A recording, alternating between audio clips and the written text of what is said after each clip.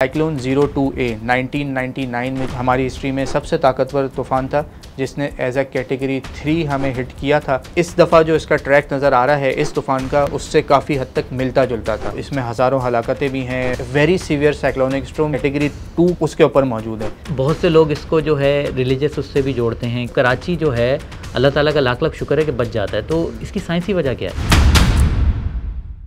अस्सलाम वालेकुम। रफ्तार पॉडकास्ट के साथ मैं हूं फैसल वहीद। समंदरी तूफ़ान बिपरजॉय पाकिस्तान की तरफ बढ़ रहा है। टीवी हो या सोशल मीडिया, हर तरफ इसी के चर्चे हैं। तो आखिर होने क्या जा रहा है? ये तूफ़ान क्या वाकई पाकिस्तान के साहिलों से टकराएगा? इसी पर बात करने के लिए हमने स्टूडियो में दावत दी है जवाद मेमन साहब को।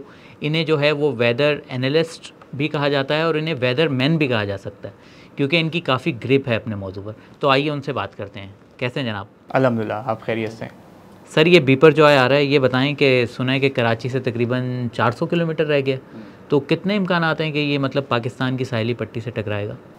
देखिए, ये अभी लेटेस्ट इन्फॉर्मेशन के मुताबिक रफली कराची से तकरीबन 440 से 450 किलोमीटर दूर है और पाकिस्तान की साहिली पट्टी से अल्हम्दुलिल्लाह ये किसी जगह भी कोई ऐसे डायरेक्ट हिट नहीं कर रहा है। स्पेशली कराची के हवाले से अगर मैं बात करूँ, हाँ, अगरचे ये हमारी साहिली पट्टी से शहर कराची से बहुत करीब से ब्रश करता हुआ गुजरेगा और अब तक जो उसका ट्रैक है वो यही नज़र आ रहा है कि ये सिंध और गुजरात के बॉर्डर रीजन की तरफ जाके जो है वो कहीं लैंडफॉल करेगा। भारतीय गुजरात की।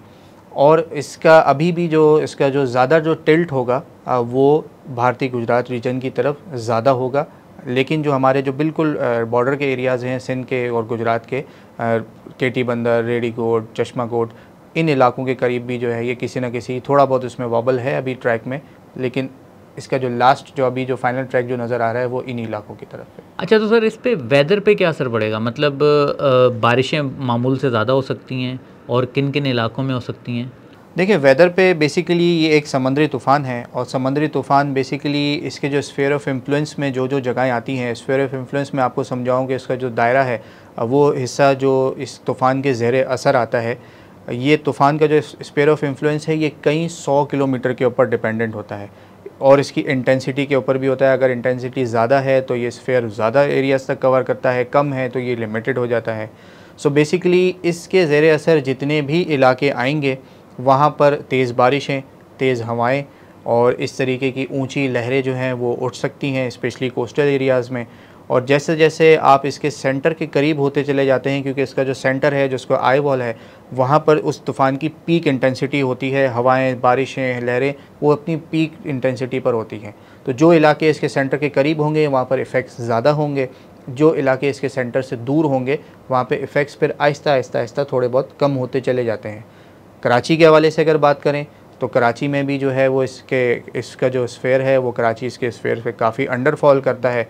तो यही एक्सपेक्ट किया जा रहा है कि 13 तारीख की दोपहर शाम से जो है वो बारिशों का हल्की फुल्की शुरू हो सकता है और फिर जैसे जैसे इस तूफ़ान का डिस्टेंस हमसे कम होता चला जाएगा, सेंटर करीब होता चला जाएगा, इंटेंसिटी बारिशों की, हवाओं की और समंदरी लहरों की ये बढ़ती चली जाएगी। अच्छा, तो कराची में भी यानी कि बारिशें हो सकती हैं? अगर मतलब हो सकती हैं तो कितनी तवक्को रखें कि कितनी हो सकती हैं? बिल्कुल, कराची में बारिशें एक्सपेक्टेड हैं और अगेन 13 तारीख की दोपहर या शाम से जो है वो 13 आज ही है। हाँ, बिल्कुल ऐसा ही है। और आपने देखा भी कि बाहर हल्के हल्के इफेक्ट शुरू हो भी गए जैसे जैसे ये तूफ़ान का डिस्टेंस हमसे कम हो रहा है, क्योंकि अभी ये लगभग 400 साढ़े 400 किलोमीटर के दरमियान है।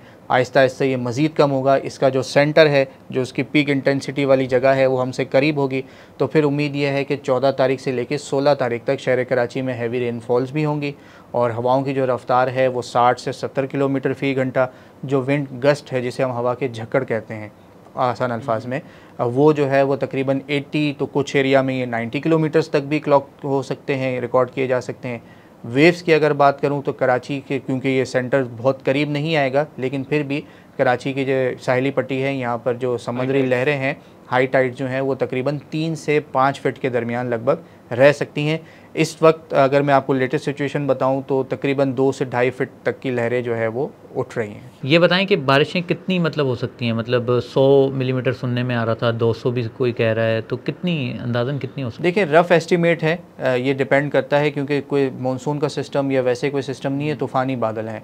तो वैसे आप कह सकते हैं कि कराची के काफ़ी सारे एरियाज़ जो हैं ये ट्रिपल डिजिट्स यानी कि 100 या 100 से थोड़ा सा ऊपर जो है वो जा सकते हैं। अगर ओवरऑल पूरे स्पेल की बात करें जो कि तकरीबन 13 तारीख की शाम रात से लेके एक्सपेक्ट किया जा रहा है कि 16 या मैक्सिमम 17 तारीख की सुबह या दोपहर तक जाएगा। तो तकरीबन इलाके जो हैं वो हाई एंड डबल डिजिट्स या ट्रिपल डिजिट्स में जा सकते हैं। सही। अच्छा जवाद भाई, तो हम फाइनली ये कह सकते हैं कि मतलब तूफ़ान जो है वो पाकिस्तान के किसी इलाके से टकराने के चांसेस बिल्कुल कम है। हाँ, मगर इसके असरात यही होंगे, यही बात है, ऐसा ही है? देखें, पाकिस्तान के जो बिल्कुल जो सिंध और गुजरात का जो इंडियन गुजरात का जो बॉर्डर रीजन है, ये वहाँ कहीं जाके लैंडफॉल कर सकता है। इसका ट्रैक अभी भी फाइनल नहीं है, लेकिन 80-85% अब आपको डायरेक्शन इसकी मिल चुकी है, डायरेक्शन समझ में आ चुकी है कि ये किस तरफ जाएगा। पहले हम अगर 2-3 दिन पहले की बात करें तो कहीं आप देख रहे थे कि ये ओमान की तरफ जा रहा है, कहीं कह रहे थे ये बलूचिस्तान ईरान की तरफ जा रहा है, कहीं थे ये कराची की तरफ और सिंध की या किसी और, कहीं इंडियन गुजरात की तरफ या महाराष्ट्र की तरफ। लेकिन अब ये चीज़ें तकरीबन क्लियर हो गई हैं। 80-85% पता है कि आपको तूफ़ान ने आगे जाके किस तरफ रिकर्व होना है, लेकिन एग्जैक्ट पॉइंट जहाँ पर कि ये किधर लैंडफॉल करता है ये आखिरी घंटों तक भी चेंज होता रहता है। अरेबियन सी में जो तूफ़ान आते हैं उनका ट्रैक जो है वो कभी भी इस तरीके से फ़ाइनल नहीं किया जा सकता। इवन के दूसरी जगहों पे भी जो तूफ़ान आते हैं एग्जैक्ट पॉइंट आपको नहीं पता होता, क्योंकि हवाओं की बहुत सारी रफ़्तार बहुत तेज़ होती है और दीगर क्लाइमेटिक पैटर्न्स जो हैं वो उस पर असरअंदाज हो रहे होते हैं, तो थोड़ा बहुत इसमें वॉबल रहता है। 25-50-60 किलोमीटर आगे पीछे अप डाउन रहता है। अच्छा ये बताइएगा कि इस तूफ़ान की जो है वो आप लोगों ने कैटेगरी मतलब क्या रखी गई है इसकी, और दूसरा ये बताएं कि माजी में इस तरह के तूफ़ान की इसी कैटेगरी की कोई मिसाल है कि ये तूफ़ान आया था उससे इतना नुकसान हुआ था?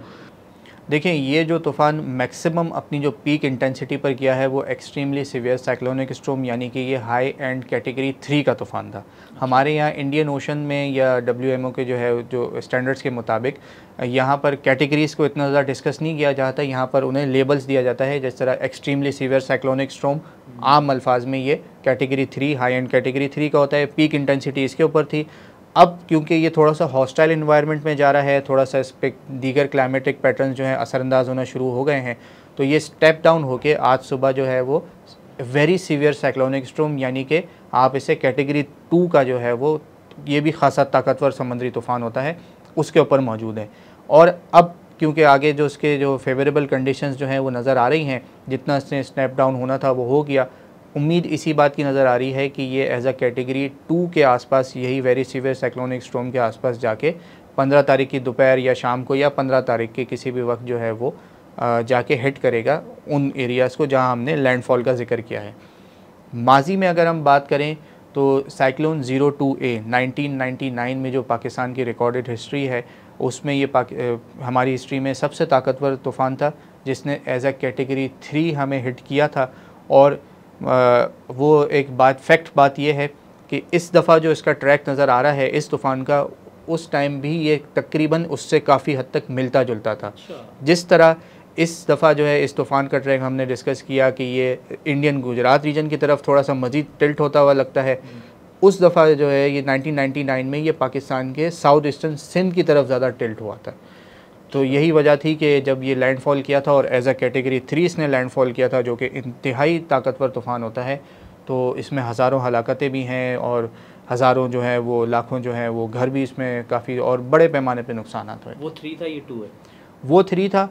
ये जब लैंडफॉल करेगा तो ये लो एंड कैटेगरी 2 तक रह सकता है। कुछ ऐसे बहुत 10-15% चांसेस हैं कि शायद ये हाई एंड कैटेगरी 1 तक रहे, यानी कि सीवियर साइक्लोनिक स्टॉर्म की स्टेज पर आ जाए, लेकिन ज़्यादातर चांसेस ऐसे ही हैं कि ये वेरी सीवियर पे जाएगा, क्योंकि आज 13 तारीख है, लैंडफॉल होना है 48 घंटे या इससे 50 घंटे बाद, तो इसमें मज़ीद अप डाउन्स आते रहेंगे। इसके जो मौसमी असरात हैं ये सिर्फ मतलब साहिली पट्टी तक रहेंगे, पंजाब और KPK में इसका कुछ असर होगा नहीं होगा?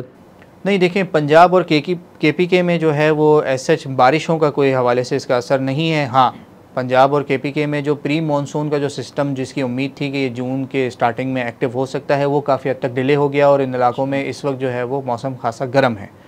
लेकिन ये जो बारिशें हैं, जो इसका ओवरऑल इफ़ेक्ट है, ये बलूचिस्तान के कुछ साहिली इलाकों को कवर करेगा, साहिल से थोड़ा सा आगे के इलाकों को कवर करेगा, और सिंध के जो है ये एक बड़े हिस्से को कवर करेगा, जिसमें हैदराबाद डिवीज़न, मीरपुर ख़ास डिवीज़न, थर पारकर, नगर पारकर, उमरकोट, और सखल लाड़काना के आसपास तक इसके हल्के फुल्के असरात फ़ील हो सकते हैं। माजी में भी बहुत सारे तूफ़ान आए, नीलोफ़र आया, उससे पहले अशोबा आया था। काफ़ी ज़िक्र होता है कि मतलब कराची की तरफ आते हैं और या तो यहाँ तक पहुँचते पहुँचते उनकी शिद्दत बिल्कुल ख़त्म हो जाती है या फिर वो टर्न हो जाते हैं इंडिया की तरफ या इधर उधर।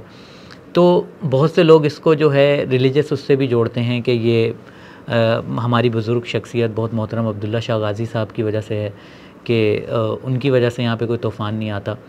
तो हम इस उसमें तो नहीं जाते, मगर मुझे ये बताएं कि इसकी साइंसी वजह क्या है कि मतलब कराची जो है अल्लाह ताला का लाख लाख शुक्र है कि बच जाता है, तो इसकी साइंसी वजह क्या है? देखिए, इसकी साइंसी वजह बेसिकली ये है कि कराची हमारा जो फॉल करता है वो तकरीबन 24 नॉट लैटिट्यूड के ऊपर आता है। अगर आप उसके वेब मैप्स पे देखें, यहाँ पर एक तरीके की आप कह सकते हैं कि एक नेचुरल शील्ड है जिसे वर्टिकल विंड शेयर जो है वो कहा जाता है। ये बेसिकली बहुत हाई लेवल की अपर जेट लेवल की होती हैं जिन जिन हाइट पे जहाज़ उड़ा करते हैं। वहाँ पर ये जो वर्टिकल विंड शेयर है ये इतनी ज़्यादा तेज़ होती है और इसकी डायरेक्शन इतनी फिक्स्ड होती है कि कोई भी बड़ा तूफ़ान या इस तरीके के तूफ़ान आते हैं तो इस वर्टिकल विंड शेयर के ज़ेर असर जो है वो सस्टेन नहीं कर पाते। मतलब ये कह सकते हैं कि कराची का साहिल हाइट पर है या पाकिस्तान का साहिल जितने भी हैं वो हाइट पर हैं? इससे साहिल का लेना देना नहीं है। ये आप वर्टिकल विंड शेयर जो जेट लेवल होता है ये ज़मीन से 34,000, 37,000, 30,000 किलोमीटर ऊपर होता है। 30,000 फिट की जो है वो हाइट पे या 34,000 फिट की हाइट पे होता है। उस हाइट के ऊपर हवा की रफ़्तार इतनी तेज़ होती है, बाज़ औक़ात ये 200, 300, 250 किलोमीटर फ़ी घंटा की रफ़्तार से चल रही होती है। तो कोई भी बड़ा तूफ़ान जब उसके टॉप एंड को जब आप उसकी सपोर्ट ख़त्म करेंगे, उसको ऊपर से ही हवा काटना शुरू करती है, तो या तो वो वीक हो जाता है या अगर वो पावरफुल होता भी है तो वो क्योंकि स्टीयरिंग बेसिकली आप समझ लें कि तूफ़ान का स्टीयरिंग जो है ना वो उन हवाओं के हाथ में आ जाता है।